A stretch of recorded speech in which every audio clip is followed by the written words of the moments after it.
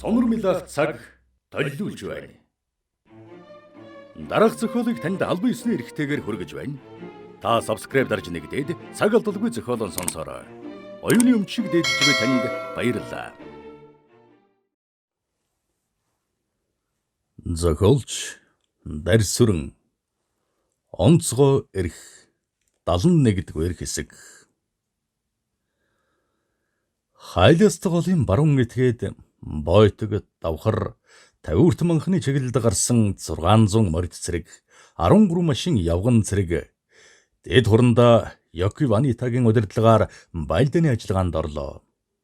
Тэд Хилис дотогш 3 бээр хэртэй газар ирээд Хайластын хар эргээс баруунтай шүргэлжилсэн хонхордуу газар машинуудаа зогсоож цэргийн буулгаад давшилтанд орлоо.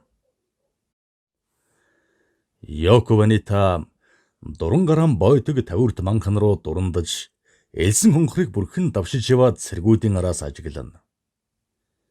Монголын хөлийн харуулууд ойртон байж магадгүй юм. Тэр харагдаж байгаа манхан руу тагнуул явуулж ажиглалт хийлгдэг байж тээ гэж хэлтэл бараг зэргийн хошууч Йоки Ванитагийн дэргээ зогсож байснаа.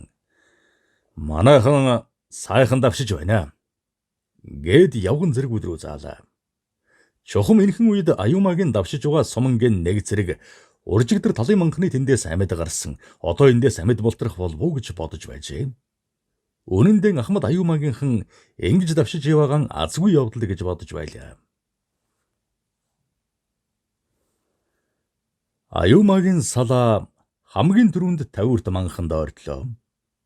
Манхны ойролцох судагдаага явж байгаа Аюумагийн хойноос явган хорооныхан давшиж баргын морин цэргүүд дайралтанд бэлтгэж байжээ. Аюумагийнхан манхны оройд 300-аад алхам ойртлоо. Гэтэл манхны цанаас шавуулзах барааж гарсангүй. Жингээд дахин 100-аад алхам ойртоход гэнэт полимонтын гал төргөж гарлаа.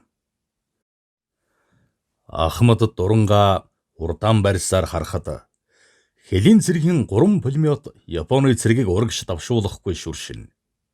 Пулеметын суманд өртөж амь тавьж байгаа цэргийн хахир дуу тэр дэгээс тод сонсогдож Аюумагийн чихэнд зүрх шимшрүүлэм хадаад замхарахад дараагийн хахир муухай дууд залгаж Аюумагийн нуруугаар хүй торгох шиг болно. Японы цэргүүд хөлийн харуулынхны байрыг мэдсэн болохоор алсуур бүсэлж эхлэв. Тэгээд үдийн халуунаар экс дээрээс шарж байхад бүслэлтийг хомж эхэллээ. Аюума элсэн манхан руу дурандаад эднэр пулеметын галын цэргийг сайн сонгосон болохоор манийга нэг жалхам ахиулахгүй бариад байх царайтай байх чинь. Дэслэгч манхан дууга Монгол цэргүүдийг амьдаар нь барих нь чухал шүү. Оройхон тийш эдний сум дуусна. Тэр үед нүү гэд Аюума бүсэндх төмөр саван авч архинаас амбалгав. Тэрээр согтуу байх нь хэрэгтэй гэж үзжээ. Учир нь гай болоод шархтвал согтуухэн шархаа мэдэхгүй. Тэгээд ч зориг зүрх чангарна. Аюумагийн цэргүүд манхан руу улам ойртож бүслэлтийн цагирыг улам хомигдсаар байсан тэрхэн үед газар дэргүүлсэн бөөн дэлбэрэлт болж Япон цэргүүдийн яолон хашгирч байгаа зэвүүн дуу дэлбэрэлтийн чимээнээс тод сонсогдов. Аюума савта архиан бүгдийг нь хөнтөрчихсөн болохоор чухам юу болж байгааг төдий сайн мэдсэнгүй. Үнэн дээр бүслэгдсэн хөлийн харуулынхан Япон цэргүүд рүү нэг зэрэг гранат шидэж тэр симхигээр мориндо мордоод бүсэлтийг сэтлээд гарч ирснийг Аюума ухаарах сөхөө байсангүй. Гэхдээ тэрээр юм тоомлох сэхэтэ байлаа. Тэмээс нуучаас өндөгтөн мөн зальтай гайхлуу да. Есүл ихний байж манай цэргийг полибатын галаар шүршээд ойртуулсангүй шүү. Бүслээд эд бадыг нь хөдөлдөгийн даваан дээр гранат шидэж түүний симхигээр бүсэлтээс гарчихдаг байна шүү гэж өөртөө шивнсээр өндөрлөг дээр бөөгнөрсөн цэргүүд дээр иртэл 2 монгол хэлчин шархадсан хэвдэж байлаа. Япон цэргүүд түүн рүү улайран дайртал Аюума "Байц хүлээж бай. Би өөрийнхөө гараар тонилгоно" гэд шархадсан 2 цэрэг рүү алхлаа. Суусан нэлийн шин гисэн элс рүү нүүрээрэн гударч ойжсон нэг цэрэг өндих гэж оролдсон боловч Япон цэргүүд 2 гарын булчинг сэт чадалсан болохоор зээжэн даалгүй халуун элс рүү гудран унлаа. Гэтэл хажууд нь хэвдэж байсан монгол хэлчин хөмхөгөн зун өндийж цусанд будагдсан часуулаа нүүрнийхэн хоёр нүдийг хар цагаанаараа ирээлжлүүлэн голирсоор Аюумагийн өөдөөс алгахад "Энэ чинь юу вэ? Өнөө бууны дуу сонсохоор зүрхэн дэлбэрдэг монгол зэрэг үү? Тийм байх ёсгүй" гэж бодохдоо нүүрийн алгаараа даран нүдэн тасанснаа мэдсэнгүй. Гэтэл хажууд нь зогсож байсан цэрэг буудах чимээгээр зовхоо нэвэл монгол хэлчин халуун элсэн дээр өвдгөөрөө сөхрөн унснаа биеийн даалгүй пэсхийн ойжох чимээнэр Аюумаа хэрдхийн цочив. Аюумаа энэ бүхнээс айсандаа "Яасан амир юм бэ? Монгол цэрэг бүхэн ийм бол яана? Манай дарга нар бидний толгойг эргүүлж худлаа хэлжээ" гэж өөртөө сануулад орчноо харвал согтуу цэргүүд нь өнөө хоёр цэргийн хүүрийг тал талаас нь жадлан буудаж байлаа. Оройн нар хандгай тэн нурууны цаад руу тонгоож байхад Япон цэргүүд бойтог тавирт манханаас зайдуухан байгаа нэг манхан руу шилжин байран өөрчилсөн 7 хэлчин рүү давшлаа. Аюумаа нар жаргахаас өмнөхөн эбэрвэл болжээ. Төвний арх гарчихсан болохоор өдрийн наранд халжчихсан толгой нь туглаг цутгachсан юм шиг даагдахааргүй болж тархинд нь ямар нэгэн гүйх тул тэрээр нүдэн анин. Гэтэл өдрийн монгол цэрэг нүдэнд нь харагдах тул нүдэн анихаас айна. Чингээд Аюумаа элдвийг бодож Монголын хөлийн харуулынхан арвуулан байдаг. Гэтэл ёсүүлэн байсан. Хоёр нь бүсэлт сэтлэх үеэр шархтаад бүсэлтээс гарч хамжилгүй үгсэн. Эд одоо долуулан нэг цэрэг нь хайцсан бол холбоо барихаар ард талрагуу явсан хэрэггүй. Тэгвэл энэ хэд гол хүчин эрдэл биднийг молигдож дөнгөсөн байж таарна. Тэгвэл Монголын цэргүүд бидний ар хударгаар орж ирээд бүсэлж гисэн байвал яана. Тэгээд бүслэлтээ мэдэгдэлгүй хомж угаа хэрэг гэж бодоод сүнсэн зайлах шахлаа. Тэрээр Синто ёсны мөргөлтэй учраас зөнд итгэдэг болов.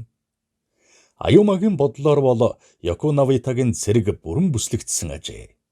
Шинэ манханд шилжиж байрлсан хөлийн харуулын цэрэг хүчтэй галаараа Японы цэргийн болон баргуудын анхаарлыг өөр дээрээ таджээ. Тэгээд галынхан цэргийг сайн хуваарлсан болохоор Япон баргын цэргүүдийг урагш ахиулахгүй барьсаар байлаа. Япон баргын цэргүүдийн бүх анхаарал хөлийн харуулын цэргүүдийг устгах гэж улайрсан болохоор Аюумаа шиг эргцүүлэн бодох сөхөөгүй.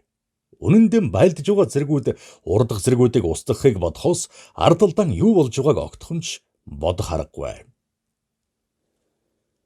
Якуванита хөлийн цэргүүдийг нар шингэхээс өмнө бөөн хүчээр устгахын тулд баргын морин цэргийг давшилтанд оруулах гэж шийдээд тушаал өгтөл тэдний арын манханаас болон баруун зүүн талаас пулеметын үргэлжилсэн гал шүршиж гарлаа. Якуванита экшний төдийд байдлыг ажиглаад Монгол хөлийн харуулын гол хүчинд бүслэгдснээ мэдээд машиндан орд сунгуут жолоочтон "Хурдан хил рүү ухар! Хурдан! Цагаан гэгээ тасрах нь байна шүү. Ямар ч байсан заман алдаж болохгүй. Монголын хөлийн цэргийн гол хүч ирсэн байна" гэж цухалдан хэллээ. Дэд хурндагийн тушаалаар машинан асаасан жолооч жолоогоон залж зам ширтсээр хурдан нэмсээр хурдлахад буунду холдсоор байлаа. Тэнгэрийн алсын хаяанд нүүргэлцсэн цагаан гэгээ тасарч үдшин бүрэнхэд зам нь харагдахгүй болсонд жолооч арга буюу гэрлэн асаахтан эсэм мэнд гарч хайластын зүүн солооны адагт ирснээ мэдээд сэтгэлдээ баярлан "За штаб дээр амар мэнд ирэх нь ирлээ. Манай цэргүүд одоо бүсэлтээс амьд гарахаасан өнгөрсөн" гэж бодож байтал хайластын зүүн солооны гарам ширтсэн дэд хурандаа Якуванита сэтгэлдээ элдвийг бодож өөрийгөө цагаатахыг бодож байлаа. Монголын хөлийн харуулынхан биднийг дөнгөлөө. Тэд гол хүчин бидний зүгээр хайластыг бараадуулж явуулсан болохоор ямар ч сэжиг ахуулалгүйгээр бүсэлж амжсан байна. Өнөө бардам Аюумаа өдид байхгүй болчихсон тоо. Тэнд салаа өндөрлөгөөд дайрах гээд хэлчихэд гарнаач хийдсэн. Харин одоо гакад юу гэж хэлэх вэ? Бид Монголын хороо цэрэгт бүслэгдээд байхад баргын морин хороо биднийг бүсэлтэнд үлдээгээд зугтсан учраас арга буюу бүсэлтийг сэтэлж гарцгаасан гэж хэлдэг хэрэг. Тэхгүй болж толгоогүй шүү. Якуванита чингэж бодсоор яваад хайлаастын зүүн солооны гармаар гарч штабын байрны гадна ирснээ мэдсэнгүй. Гэтэл жолооч нь "Эрхэм дээдсэ, ирж гэлээ" гэхэд Якуванита машинаас ухсхийн гарч баялдан хэрэгснийг өөрийнхөө боловсруулж найруулсан ёсоор элдэв. Ясуко дэд хурандагийн элтгэлийг сонсоод баргын хорооны дарга хурандаа бүгээр үргэж "За ноён хурандаа, танаа баргууд Ар Монголын цэргүүдэд тал засаж урвснаас эзэн хааны цэргүүд бүслэгдсэн байна. Үүний хариуцлагыг чи хүлээх болно. Та өөрийнхөө барга цэргүүдийг манай эзэн хааны төлөө зүтгэх сэтгэл санаагаар хүмүүжүүлж чадаагүй байна" гэж хэлээд гартам барьж байсан ширин шахагаар хурандагийн хоёр хацарт буулгаж шавхуурдахад харанхуйг цочоосон тас нисхийг чимээд тодоостод сонсогдов. Хурандаа бүгэн нүдэн аньсан болохоор байдаг чадлааран хоёр хацар руу нь буулгаж байгаа генералын шавхуурдалтанд хацар нь мэдээ алдагдсныг гадарлав. Хурандаа шавхуурдалт зогссныг мэдээд нүдэн сайн эвлээ. Генерал Ясукогийн нүд харанхуйн дунд чоны нүд шиг хачин том улаан харагджээ. Ясуко баргын мөрөн хороодыг хараан зүгсээр штабын байр руу эргэхэд бүгэ шаахан шавхуурдалтанд хэгд сөхүүлсэн хазрынхаа цусыг алгааран арчин цусаан тогтоохыг хичээсээр харанхуйд үлджээ. Энэ хэрэг явдлаас хойш хэд хонсны дараа 23 дугаар дивизийн штаб дээр хэд хэдэн хороодын дарга нарыг генерал Комацубара цуглуулжээ. Номон хааны ажиллагаанд оролцож удирдсан генералууд 15 хоногт ямар ч амжилт гаргаагүй тул Комацубара тэднийг хэдэн цаг номхон зогсоож толгой тарихгүй загналаа. Комацубара тасхар хилэн шиг сахлаан сөрвөлзүүлэн хөмсгөн зангидан хялам хийсэн муухай хардсаар Кобаяси, Ясуко, Ямагата гурав руу ууртаа цоргон ширтэж байснаа ширээн дээр дэлгсэн газрын зураг руу эргээд "Та нар наашаа ойр цэцгоо" гэхэд генералын туслах Ахмад даргын хаан хажууд ирж зогсоод нэгэн жижиг дэвтэр гаргаж дээд талын булан дээр 1938 оны 5 дугаар сарын 21-ний өдөр 16 цаг гэж бичээд Комацубарагийн хэлж ярих үгийг хүлээн. "Гадаад Монголын цэргийг бусдгаж халах голыг бараг гашуунд нэгтгэх анхны зорилтыг биелүүлэх ёстой та нар өнгөрсөн хугацаанд хайрмын нэр төрийг гутаахад хүргэсэн. Зүй ёсон та нарыг байлдааны тушаал гүйцэтгээгүй самуурайн уламжилт ёсыг огоорсон хэрэгт татаж хээрийн шүүхээр оруулалгүй шууд газар дээр чинь буудах ёстой. Гэвч баргын морин хороод та нарын ажиллагаанд бүрэн дэмжлэг үзүүлээгүй урвсан байдлыг харгалзаад энэ эндэгдлэн засах бол цоолгоё. Хэрэг байлдааны тушаал дахиад биелүүлэхгүй бол та нар эртний самуурайн уламжилт ёсыг сахиж байлдааны талбай дээр өөртөө сэппүку үлдээрэй" гэд генерал уур уцаараа дарж өөрийгөө тайвшруулахын тулд хэсэг дуугүй зогссноо яриагаан үргэлжлүүлжээ. Явган цэргийн 64 дугаар хорооны бүх ангийг Ямагатаг удирдлаганд нэгтгэх нь. Баргын 7-8 дугаар морд хороо, 12 дугаар морд хорооны зарим суман Ахмад Кабаногийн моторжуулсан хэсгийг мөн нэгтгээд талын нуурын чиглэлээр Монголын хөлийг гарчОоны манхны орчмоор Монгол цэргийн хоригдлын ард талаас бүсэлж устгах хэрэгтэй.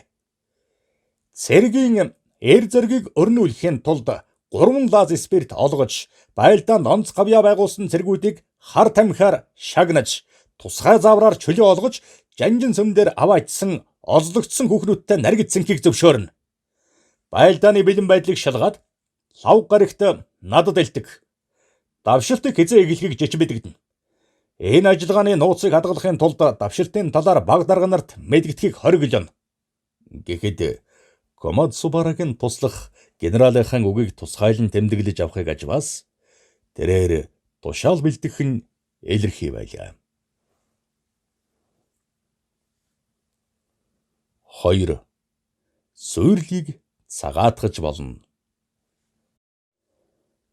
Цагийн өрийг дагаж халах голын хөндөй тэр ярaan ногоорч хайлаасдаг голын дагуу ургасан хайлаас бургасны нахаад илгрээд нов ногоон хөнгө газар дэлхийг бүрхэн голын хөндөйд чиглэг сэрүүн сэлэх сэвэлзэн.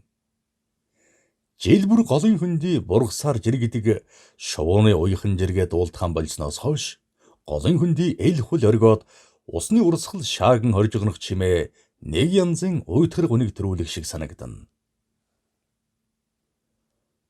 Халах голын хөндөд буундуу тажигнаж, онгоцноос хаясан бөмбөгний хахир шунгналт, чихт үлирч тарих задрам дэлбэрэлтээс өргөсөн шувууд аль зүг нисэн одсныг хэн яахан мэдэх вүлээ. Халах голын цаад эргийн дагуух элсэн толгод манхнаар хориглож байгаа монгол цэргүүд хэлийн зүг нүд анилгүй ширтэн хэвтэгтэн аль зүгээс дайсан эрхийг сонор сэрэмжтэй ажиглаж байхад халах гол аль талаас шувууд эрхийг хүлээн гүйрсэн юм шиг уйтгартай мэлдэгнэн. Халах гол руу довтолсон Япон цэргүүд хэлийн цаад руу ухран гарсан боловч өдөр бүр хэлийн цэргүүд рүү дайрах агаад шин довтолгоонд бэлтгэж жанжин сүмийн гол дугны үүдэн дээр өлсгөлн луу шиг хүчээн бөөгнүүлж байлаа. Авдар нуурын суурьнгаас 10 хэдэн машин гарч хайласт голын зүүн салаа, Номон хан бүр домны баруун өмнө байгуулсан штабын байрыг чиглэн хурдлахад замын тоос тэнгэр өөд хуйлран банарсаар алсад замхарахыг ажваас үүлэн лууны бие салхины аясаар сэмрэн сарних луга адил байлаа. Кавантуны армийн 23 дугаар дивизийн явган зэргийн хорооны дарга нарыг штабын байранд дэд хурандаа Фузива, Йокуванита, Азума нар угтав. Дэслэгч генерал Ямагататай хамт өндөр гооргор нуруутай гурингадсан тэмээ шиг хөхөвдөр царайтай нэгэн хурандаа ирснийг ажиглавал Азумад танил юм шиг санагдана. Гэвч тэрээр хаана хэрхэн уулзнан үл санана. Ямагата штабын газар байранд орж ирээд гадуур хувцаан тайлсан даруйдаан Вандан ширээний дэргэд зогсоход удирдах ажилтангууд генералыг тойрч номхон зогсоно. Какка Комацубара-сан бидний ажиллагаатай танилцаад онцгой найдвар тавьж байна. Ойрын үед тухайлбал ням гараг гэхэд халах голын цаад хэсэгт Монголын цэргийг бүслэн цохиж баян цагааны нурууг эзлэх бэлтгэлийг хангасан байх тушаал өгсөн. Иймээс эрхэм дээдсийн тушаалыг хэрхэн биелүүлэх талаар саналаа ярилцсан. Та бүхний санал түшиглэж ерөнхий төлөвлөгөөтэй уялдсан шин давшилтын төлөвлөгөөг боловсруулна. Гээд халах голын наад хэсгийг хэрхэн эзлэх тухай ярьлаа. Ямагатагийн яриаг дууссаны дараа Азума үргийнхээ дагуу ярих боллоо. Тэрээр байлдааны тагнуулын отрядыг удирдах байгаа болохоор гадаад Монголын цэргийн байрлал хүчний талаар танилцуулах ёстой ажээ. Халах гол ихээхэн үертэй байгаа боловч уржигдраас эхэлж 6 дугаар дивизийнхэн гол гатлах гэж оролцсоор байна. Түрүүчийн сумангууд талын манхан хавьд ирсэн. Одоогоор манай хоёр хороо хориглон байлдаж монголчуудад ихээхэн хохирол учруулж байгаа. Манай отрядын хэдэн суман хайлааст манхан, ээлст манханд байгаа. Иймээс манай цэргийн хоёр хороог зэвсэг техникийн хүчээр сэлбэж 6 дугаар дивизийн тэргүүн ангийг бүслэн устгаж хэлээс халах гол хүртэлх газрыг бүрэн эзэлж халах голын наад хэсэгт ард талан бэхжүүлэх нь ашигтай.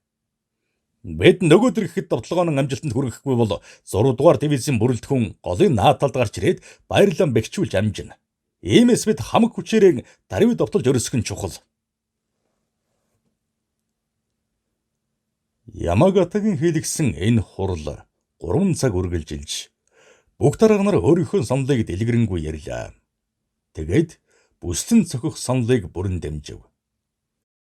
Ямагата дарга нарын саналыг нэгтгэн дүгнэж яриад шин довтолгоо хэрхэн хэрэгжүүлэх талаар зураг дээр зааж ярихыг аживал Комацубарагаас тодорхой чиглэл авсан ээлт байлаа.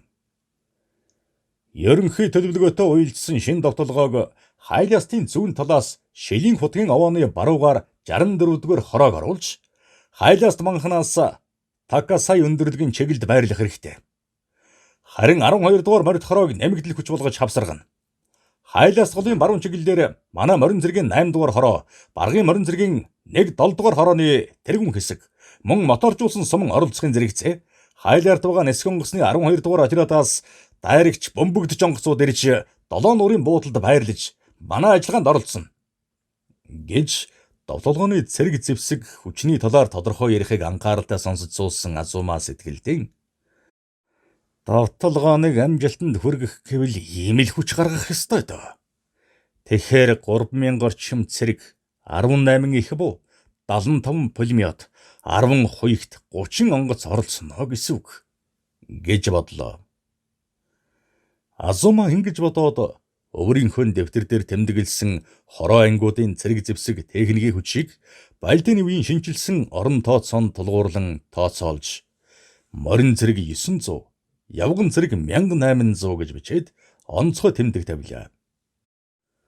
Ямагата ярианыхан эцэстээ "За та бүхэнд Чиужио Дойхарагийн армийн тагнуулын хилцсэн дарга Симото саныг танилцуулъя" гэхэд Азума өнөө хөх царайтыг хаана үзснээ сая санджээ. Азума сар гарангийн өмнө хайлаар тэрэхдээ Харбин дахь Япон цэргийн төлөөлөгчийн газраар дайралдаж Комацубаратай уулзж байсан Симотог танилаа. Комацубара Симотог магтаж тэр үед Монголын асуудалд мэрэгдсэн халах голын сав газрыг 10 хуруу шиг мэддэг шилдэг туршлагатай тагнуул гэж байсныг сансан Азума нэр халуун тэмээ шиг хөх амтан миний дарга болдог байж дээ. 23 дугаар дивизийн тагнуулын хилцсэн ажилд туслах тусгай зөвлөх хэрнэ гэд байсан. Тэгэхээр тэр зөвлөх энэ болж таарлаа гэж Атархо бодлоо. Халах гол руу довтлох манай шинэ төлөвлөгөөний дагуу 5 дугаар армийн техникийн ангиуд туслана. Түүнээс гадна халах голын дов толгодыг сайн мэддэг хүн манай ажиллагаанд оролцож байгаа нь бидэнд тун завшаантай хэрэг. Манай шинэ довтлогооны хүчийг Улаанырхтай харьцуулах юм бол одоогоор бид явган зэрэгээр 2.5 дахин, морд зэрэг 3.5 дахин, танк эсрэг үүсэх буугаар 1.8 дахин, пулеметоор 1.8 дахин их байгаа гэж үзэж байна. Гэхдээ бид халах голын цаа талын баян цагаан нууранд Улаан Орсын ямар хүч байгааг мэдж чадаагүй байна. Тиймээс Азумасан танай тагнуулын отряд Хайласт голын бэлчрээр очиж баян цагааны нуруунд Улаан Орсын хүч ирсэн эсхийг тогтоохын зэрэгцээ. Талын манхан хийгээдооны манхан болон талын нуурын чиглэлд ямар шуухан хүч байгааг мэдж нөгөөдөр орой гэхэд над дэлтэх хэрэгтэй гэж хатуухан тушаахад Азума хэрийн штабаас гарч өөрийнхөө тагнуулчид дээр ирлээ. Тэрээр тагнуулчтай 3 хэсэг болгон ажлын удирдамж өглөө. 1-р хэсэг Чиуи Тагама удирдан хэлд авч халах голын эрэг хав ямар шуухан хүч байгааг мэдээд тагтаагаар холбоо барина. 2-р хэсэг Хайластын баруун талаар хэлд авч элсэн уулын зүүн талаар байгаа хүчийг мэдж амьд хэл барьж ирэх болно. 3-р хэсгийг Йосито удирдана. Та нарт Хайласт голыг уруудан халах гол Хайластын бэлчирт хүрээд баян цагааны нуруунд очисон Оросын зэргүүд ирсэн эсхийг мэдээд Орос зэрэг ирсэн бол байрлалын тойм хийж ирнэ. Мэдээг нь тагтаагаар явуулаад Такасай өндөрлөгт байгаа өөрийн хүчтэй нийлээд утсаар байдлыг дэлгэрэнгүй илтгэрэй гэж тушаалаа.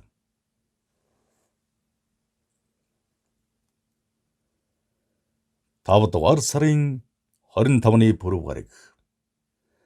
Кавантуны армийн 23 дугаар дивизийн тэргүүн ангиуд халах гол руу цөмөрч дайн эхэлснээс хойш 2-7 хонлоо. Монголын 6 дугаар дивизийн 2 хорооны 4 суман Хэлийн отрядынхантай нийлж дээд удирдлагын өгсөн үүргийн дагуу гол хүчийн эртэл Японы цэргийн хүчийг халах голын цаад эрэг дээр барьж байх үүргэн нэр төртөг гүйцэтгэж самурай нарыг баян цагааны нуруу руу алхуулсангүй. Гэвч Япончууд давуу хүчийн ашиглан халах голын цаад талд байгаа зарим газрыг хориглон хамгаалсаар байлаа. Йоситогийн хэсэг Номон хаан бүр давооны чиглэл Хайластын зүүн талаар голоон уруудан явсаар шүн дунд өнгөрч байхад Такасай өндөрлөгийн чиглэл дэрж амарлаа. Йоситогийн хэсэг 8 улаан. Тэдний ихэнх нь шин цэргүүд байлаа. Йосито халах гол ирснээс хойш 10 удаа тагнуулд явахдаа 2 удаа бүслэгдэж азар амьд мэд мултарсан. Энэ хугацаанд тэрээр 15 цэргэн алджээ. Тэгээд зогссонгүй хэд хоногийн өмнө тагнуулд явж бүслэгдээд ам алдахын даваан дээр 7 самурайн буйнаар өөрийгөө аварсан билээ. Тэрээр өчигдөр бэлтгэлээс ирсэн 5 цэргийг нэмж авчээ. Йосито 5 цэргийн харахаас дургүй хурч ийм тоожоогүй амьтад яаж тагнуулах юм бэ гэж унтуулсан бухимдан. Гэвч Йоситогийн энэ бодсон бодол алдас байжээ. 71-р хэсэг төгсөв.